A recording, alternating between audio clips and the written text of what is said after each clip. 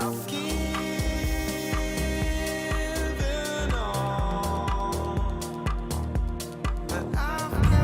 привет, друзья, на связи Джимон, передаю вам привет. Привет, друзья!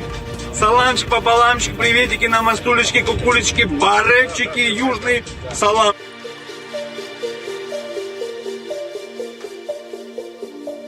Родился он без 10:06. Это было 12 октября. И он был очень хорошенький. Рос он обыкновенный, таким же мальчишкой, как и все дети. Вот. Но он был таким любимчиком моим. Вот. Я ему многое позволял. Маленький, когда он был. Такой был шустрый. Непоседа, можно такой сказать. Так выразиться, может быть. Он пошел в 1 класс и как-то приходит домой такой счастливый. Мама, я единицу получил. А я так разозлилась. Ты не успел в школу пойти, уже единица. И я его наказала. Вы знаете, я себя по сегодняшний день ругаю, а он мне все время вспоминал это. Я, говорит, думала, это хорошая оценка, а ты меня наказала.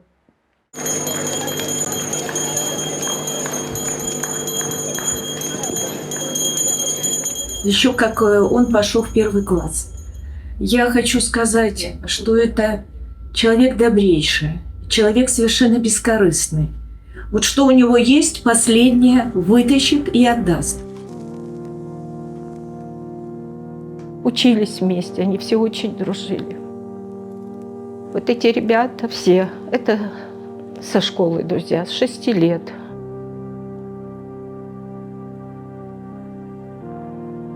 Детство проходило в турбазе, на школьных площадках. Слушали музыку, играли в баскетбол. Скажем, на районе, где жили. Девчонки его любили. Думали, что он мажорик. А в кармане у него 1 рубль, как и у всех. Дружили, не дружили, ну как, ну младший брат, относишься за ним. Где-то в какие-то кипиши влезает, где-то помогаешь вывести. Ну то Запорожец горбатый купит. С бригадой с мальчиками толкает, его пытается завести, потом ездят на нем. Они уходили где-то в гараже, они этот красили Запорожец. Он приходил домой весь грязный, эти баллончики. В конечном итоге машину не завели. И они стали вот садиться в машину и дружно по Кудепси возить эту машину.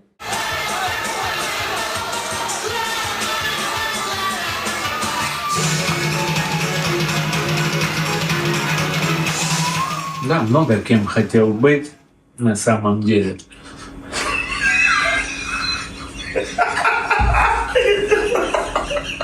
Кем только не хотел быть, только поэтому такая реакция. Да, диджеем очень хотел быть все время, но в определенный период жизни это не получалось, мы потом сами уже видели, что произошло. Говорил ей комплименты, назначил свидание, а сегодня на комиссии информационной. Я сразу признаюсь в любви. Я просто получу проект. У нас маленькие колоночки там, а у Жоры уже бомбоксы там. Он всегда любил музыку. Вел он везде вечеринки, дискотеки вел еще в школе. Был он медийная личность. Был диджей Ляля. Это потом он стал Гуамунг или Джимонг. Вот. А для нас он был диджей Ляля и остался диджеем Ляля. Когда я его спрашивал, кем ты хочешь, сынок, быть, вырастешь, он почему-то мне такие слова сказал. Поваром, говорит, папа, хочу быть. А если поваром не получится, то прокурором. Я на него посмотрел, думаю, вот ты мой малыш придумал.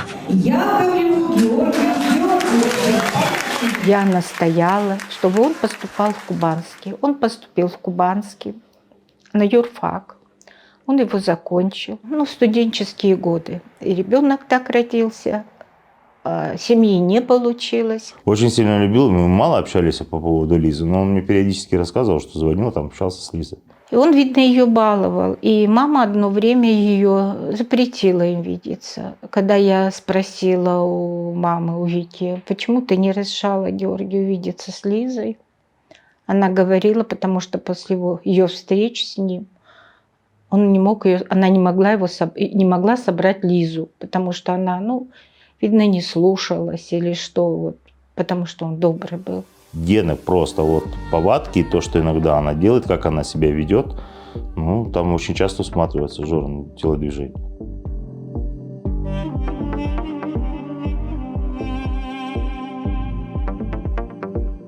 Мы пытались потихонечку его направить на юриспруденцию, грубо говоря. То есть то, что он закончил вуз по этому направлению, чтобы получить образование, устроиться на работу в администрацию или в юридическую контору. Все не его. Хотя он немножко и работал, и адвокатской деятельностью он занимался, и работал при Краснодарской краевой в администрации, в юротделе. Но ему это очень почему-то не нравилось. А потом получился этот Казантип, они поехали. А потом Индия. Вот. Я, конечно, всегда возмущалась. Он всегда смеялся. Я его хотела видеть в костюме и в галстуке. Он всегда над этим смеялся.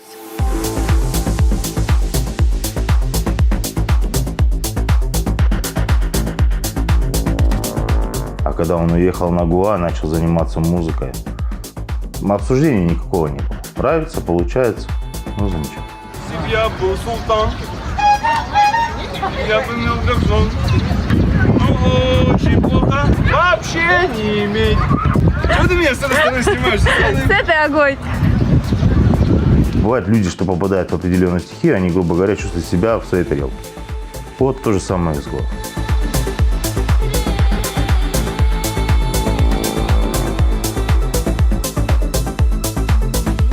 И ему реально Гоа подходила. Вытянутые шорты какие-то там, иногда дырявые майки. Он все время был в движении. А вообще Индия очень красивая страна, хоть она очень и бедная, но она очень позитивная, веселая, добрая.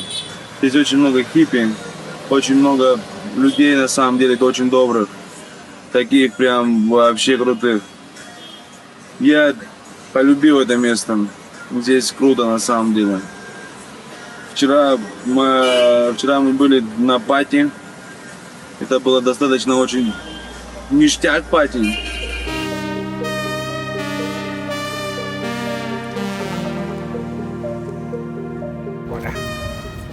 Бабаки. Ухо.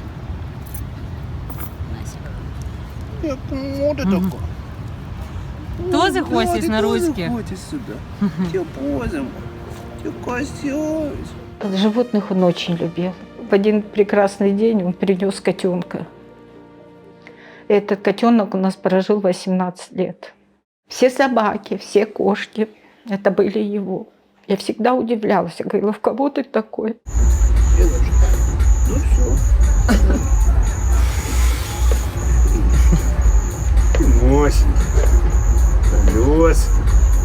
Первым делом, когда он появлялся на сезон, прилетал, разгружал чемоданы и первым делом садился на мотик и ехал по всем местам, где могли быть щенки и собаки. То есть он всех кормил. Плюс он приютил себе кота, Кокоса. Назвал, не знаю, Кокос. И кот с ним все сезоны жил. Кося, скажи привет, Катя. Скажи привет. Привет, скажи, да, вот так вот. Чумовщенький. Весь в шрамах, воин. Настоящий Котя. Большой. Глазища такие. Когда приезжали первые разы в Индию, просто отдыхать, не по работе, он туда приезжал, я уже замечал, когда он приходил на вечеринки, что ему, в принципе, нравилась вся атмосфера, обстановка. То есть он не приходил, там, грубо говоря, потанцевать или что-то, да, там еще. Он уже смотрел, как там происходит весь этот процесс, и его это увлекало.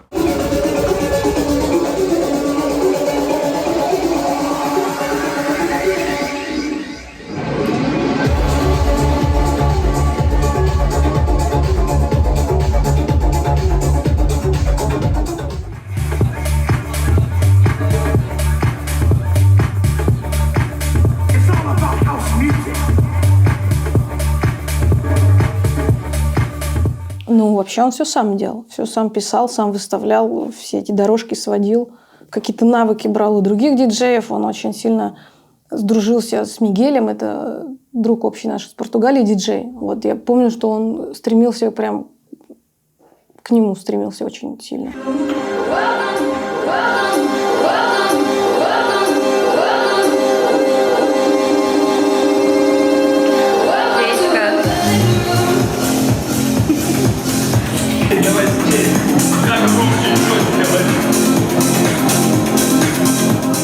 Georgie was always smiling. It was always it was an amazing soul. He was always in a good mood.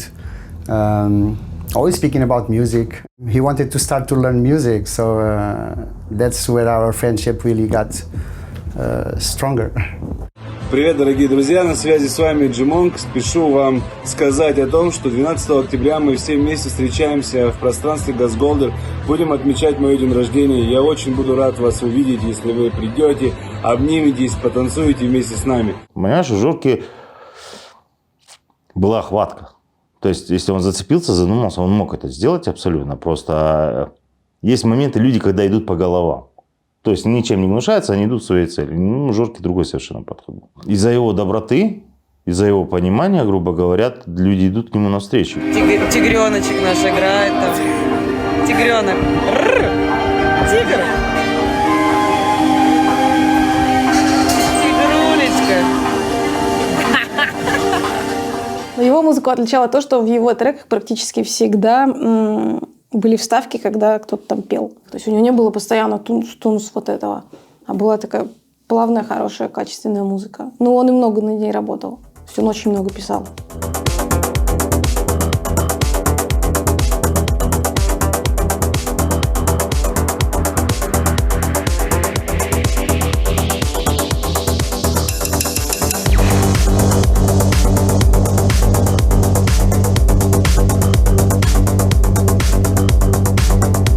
Его творчество отличало от других диджеев то, что он вкладывал душу. И если другие работали ради денег, Жора работал всегда ради того, чтобы кайфовать. Когда я видела, как он пишет эту музыку, как он кайфует от этого, он прям вот весь в ней, в этой музыке, в этом своем творчестве, и он так горел этим, так это любил. Он, мне кажется, больше, чем музыку, любил только маму.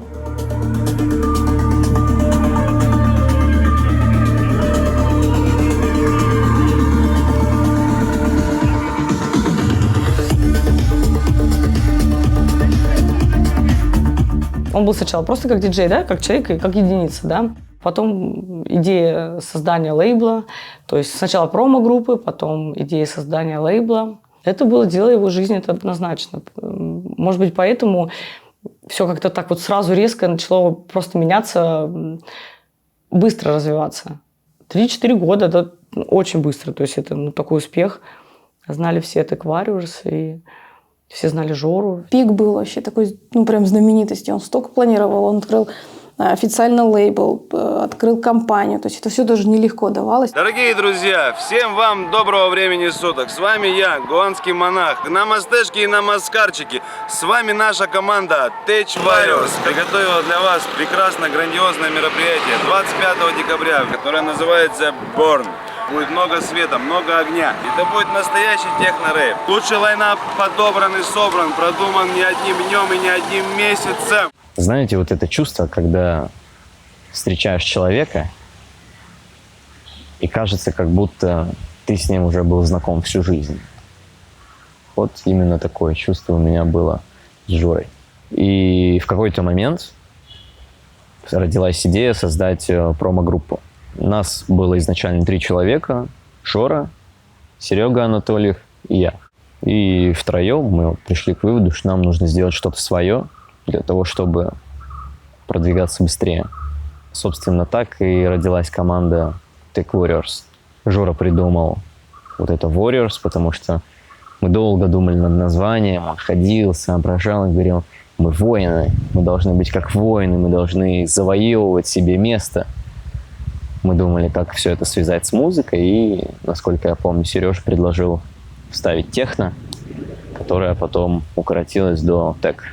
Вот так появилась Tech Warriors.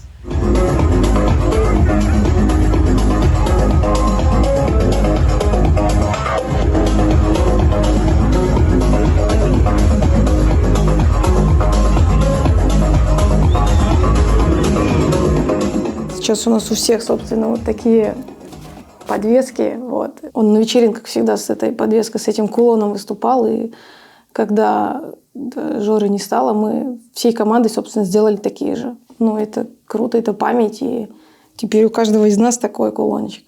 Он верил во многих людей и давал шанс многим людям, да. И в его команде были люди, диджеи, которым он дал шанс, в которых он поверил, и которых он потянул эту всю историю. И они вместе продолжали как бы делать одно общее дело.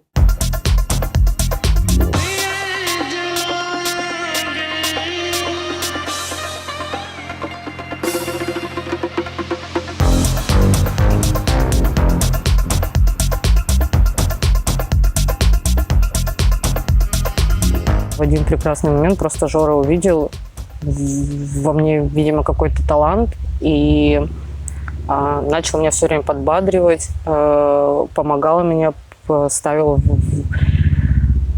все в более ответственное какое-то время там, и так далее. То есть уже доверял мне все больше и больше какие-то ответственные моменты. Я всегда помню, что самое важное для меня было не как я отыграю там и какая будет моя репутация. У меня всегда в голове была первая важная мысль о том, что мне главное не подвести Жору. Не дай бог я его подведу. Еще одно место. Жорки. Сансетик наш. Мандра Маркет, где жил наш Жора. Тот самый закоулочек. Все так же нет дороги. И она до сих пор такая же узкая. Кокосик, к сожалению, убежал. Еще весной ребята сказали. Жоркин дом. Самый балкончик. Где мы все собирались, готовили всякие русские вкусняшки. Так. Здесь на самом деле все точно так же, ребята. Оставили все, как и было, когда был Жора. Фоточка его стоит. Здесь фоточка висит. Классно. Такие воспоминания.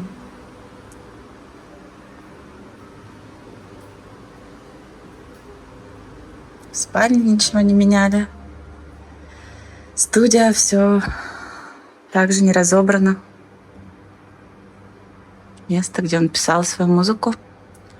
Даже наклейки все его до сих пор висят.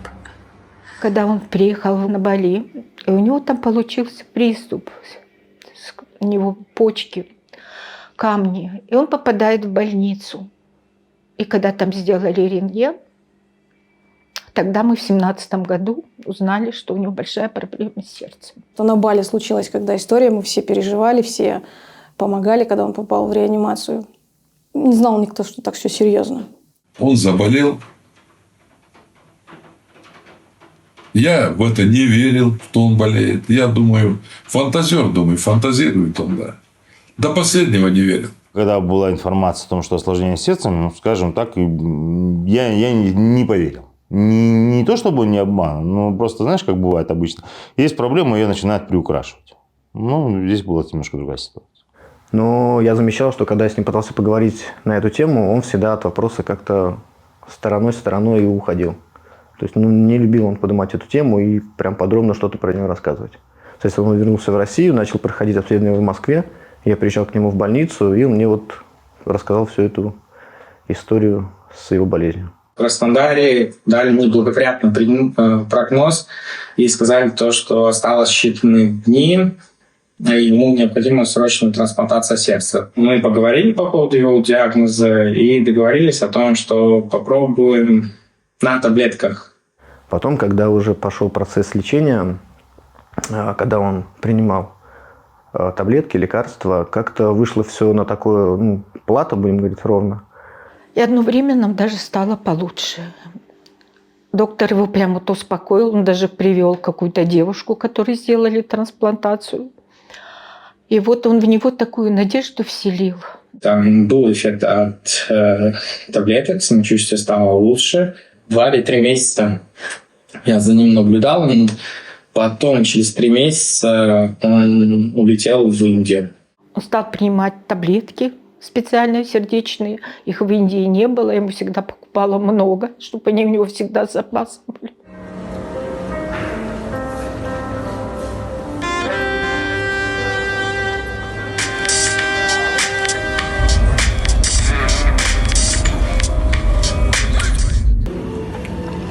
Дамы и господа, вот так выглядит счастливое лицо человека, который был 2 суток в дороге и наконец-то достиг своего Мадерленда. Да, Бали. все, мы доехали, привет, ребята.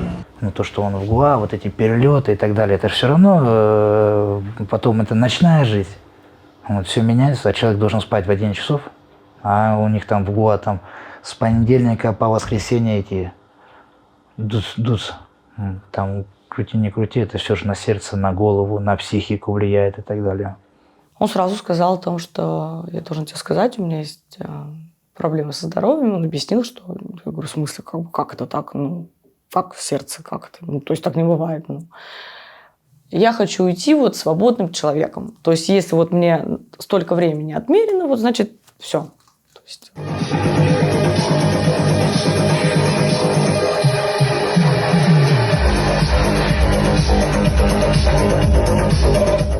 Он уже начал на тот момент находить себя вот в этом во всем, да, то есть пошел вот этот вот драйв, рейв вот этого всего, ему это очень нравилось. И что-то вот так вот взять, когда у тебя вот ты подходишь, понимаешь, к какому-то уровню определенному, да, к которому ты стремился, и тебе говорят, слушай, давай, мы все это закрываем, и нет. Нет, и в этом весь Жора.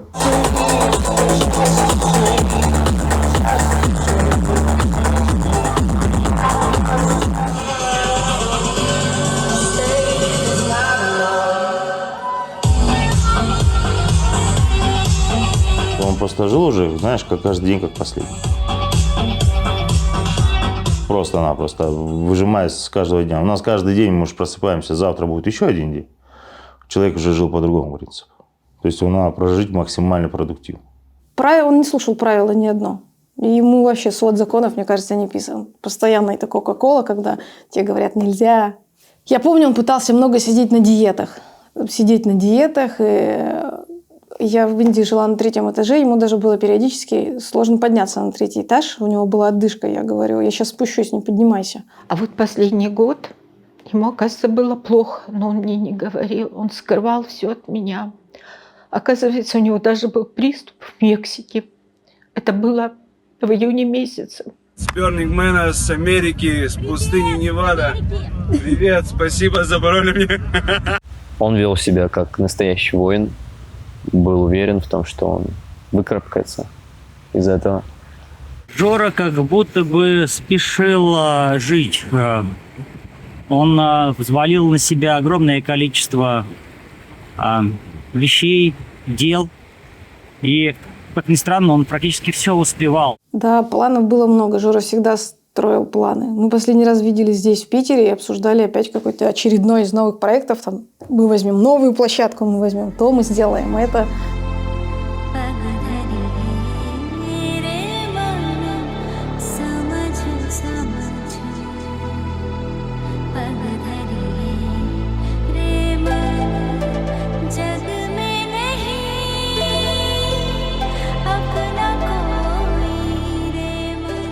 А 4 июля он прилетел домой с Мексики, а 8-го это случилось.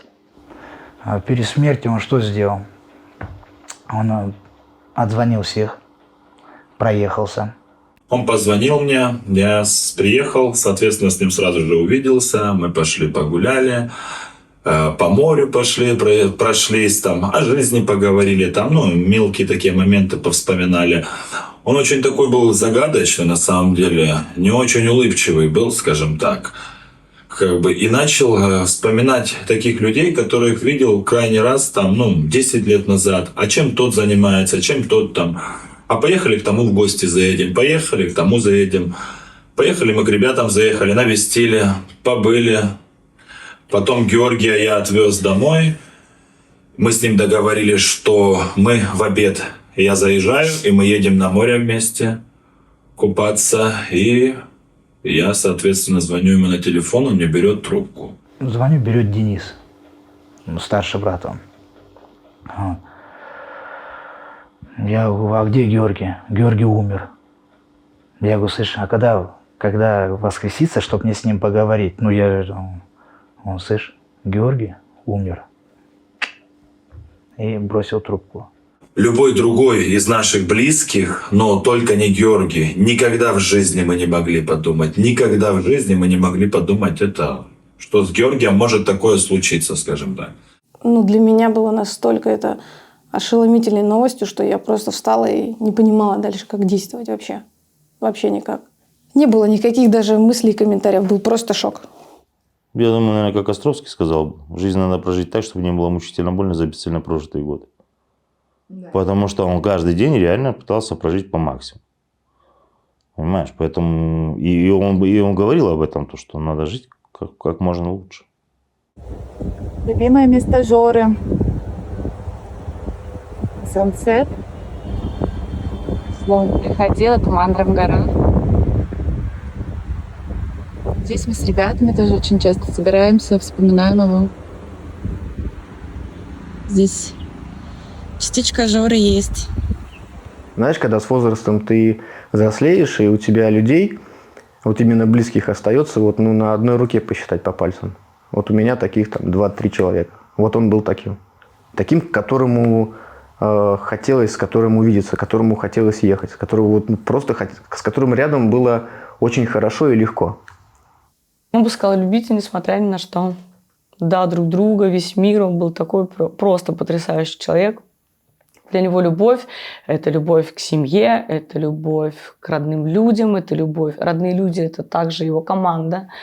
Я не забуду тебя никогда. Твою любовь, твою печаль, твою слезы. Когда Жора не стало, просто я, наверное, поняла в своей жизни, что вот что такое настоящая любовь. Любовь не между мужчиной и женщиной какой-то, а любовь между людьми. Искренние взаимоотношения, искренняя любовь, безвозмездная вообще, безграничная. Наверное, выполнял какое-то свое предназначение так, как он это видит. Он всегда хотел делиться музыкой, делиться добром, делиться позитивом со всеми. Я скажу так, что если бы сейчас какое-то последнее слово Жоры было, он бы сказал, живите так, живите по душе и как делайте то, что хотите. То есть не делайте ничего поперек. Живи здесь и сейчас, пускай это такая будет фраза заезженная, но ты имей планы на будущее, да?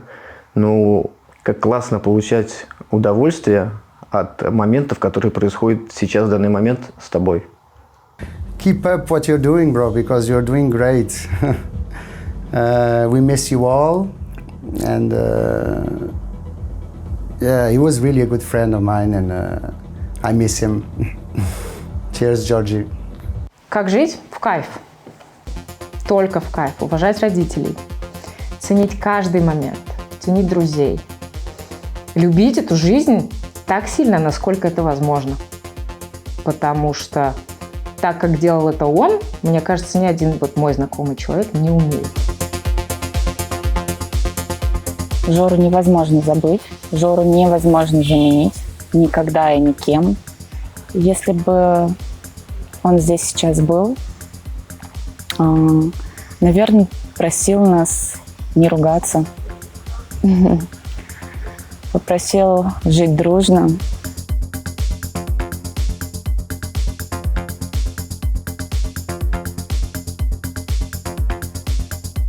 И мне, и всем остальным он бы точно сказал: твори добро, бро. Да. О нем можно разговаривать, и мы будем разговаривать и вспоминать его вечно. Жора был создателем, Жора был двигателем. Он постоянно что-то придумывал. Он был предрасположен к музыке, он умел отлично контактировать с людьми. И из-за этого на сцене он всегда смотрелся очень органично. Сцена для него, мне кажется, в какой-то момент стала вторым домом.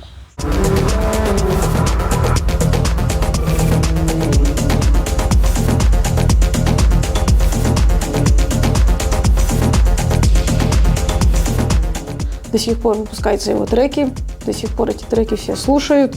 Его музыка, вы не поверите, до сих пор играет на многих площадках. И не только в Гоа. Я уверен, что Жора через свою музыку и через свои достижения будет жить вечно.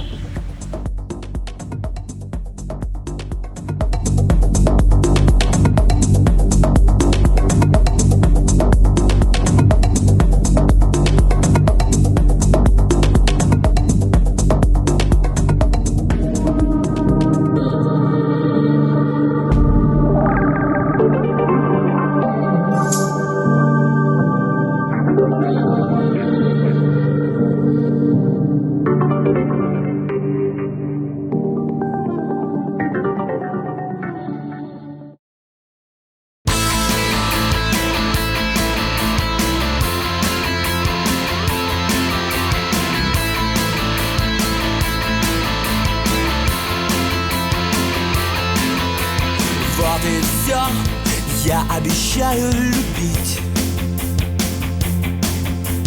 Вот и все, и мое слово закон. Вот и все, надо уметь уходить. Вот и все, я закрываю сезон. Зачем и кому все песни мои? Лететь одному, сбивая столбы. Такие, как я, живут один час. Запомни меня таким, как сейчас. Вот и все, кто был сильнее меня.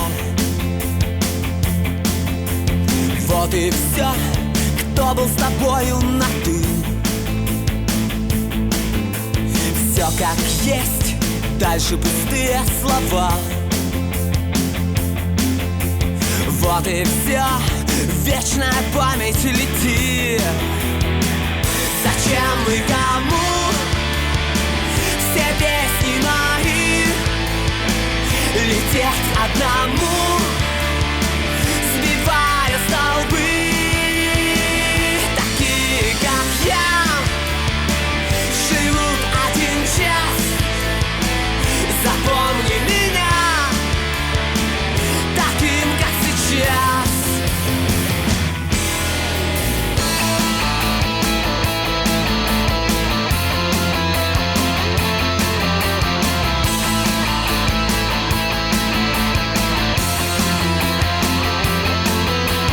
Вот и все, я обещаю гореть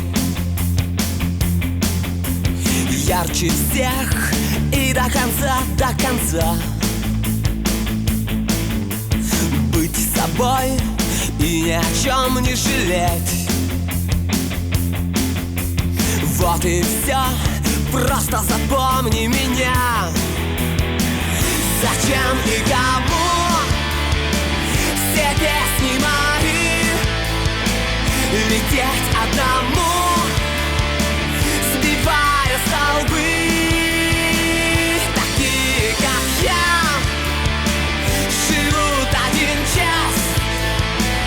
Запомни меня таким, как сейчас. Зачем и кому все песни мои? Лететь одному, сбивая столбы. Такие, как я, живут один час. Запомни меня таким, как сейчас. Таким, как сейчас.